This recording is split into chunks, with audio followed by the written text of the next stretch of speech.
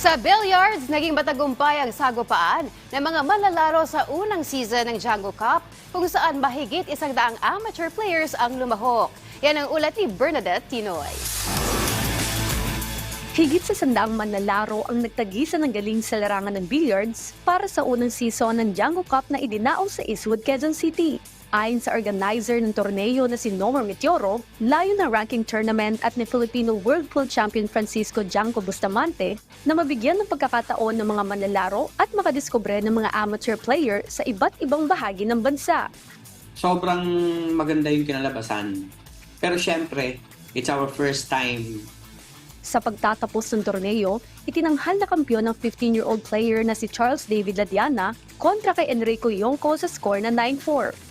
The first day and second day na nakikita ko maglaro tong batang ito, grabe ang focus.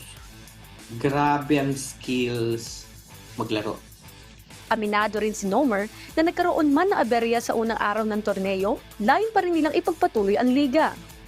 Preparation pa lang namin is mga almost 2 weeks lang.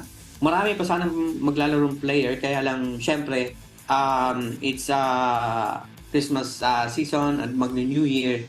Hindi na sila nakakumit. Inaasahan naman na sa buwan ng Pebrero, muling magsasagupaan ng mga manlalaro para sa ikalawang season ng torneo. Bernadette Tinoy para sa Bayan.